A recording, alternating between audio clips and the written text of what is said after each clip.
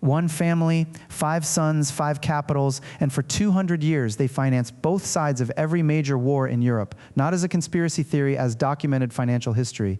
This is the story of the House of Rothschild.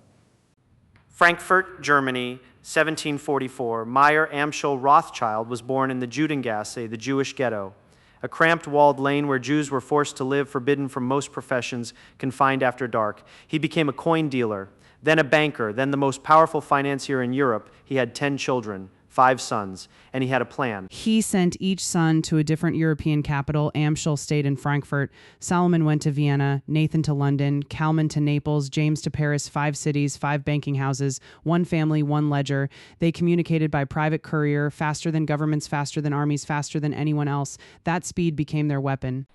June 18, 1815, the Battle of Waterloo. Napoleon versus Wellington, the fate of Europe hanging on a single day. Nathan Rothschild in London knew the result before the British government did. His courier network had beaten the official dispatch by hours. What he did next made the family's fortune. He walked onto the floor of the London Stock Exchange and began selling British government bonds. Everyone assumed he knew Napoleon had won. Panic prices collapsed. Then quietly his agents bought everything back at the bottom. By the time the official news arrived, Wellington had won. Nathan Rothschild had multiplied his position many times over. He later denied the story, but the records tell a different one. The pattern repeated across every major conflict of the 19th century. The Rothschilds financed the British war effort against Napoleon. They also lent money to France. They funded the Austrian Empire during the Napoleonic Wars and the Prussians during the Franco-Prussian War. Both sides, same family wars, don't just have winners and losers, they have creditors. And the Rothschilds were almost always the creditors. Nathan Rothschild helped establish the stability of the Bank of England after the Napoleonic crisis.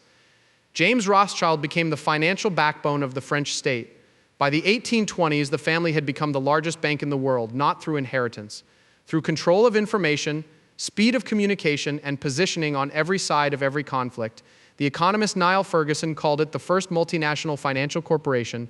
The family called it good business. In 1917, British Foreign Secretary Arthur James Balfour wrote a letter to Walter Rothschild, 2nd Baron Rothschild, leader of the British Jewish community.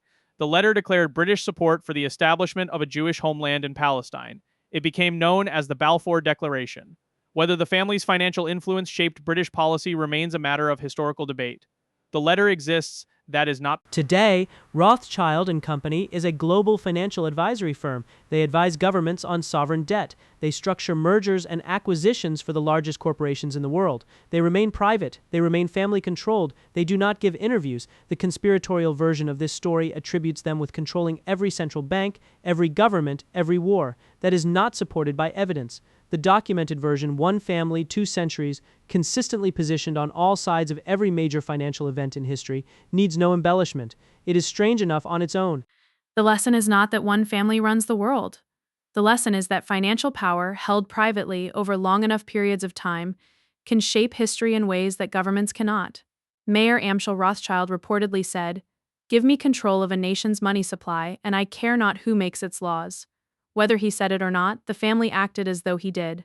Subscribe if you want to keep following the money.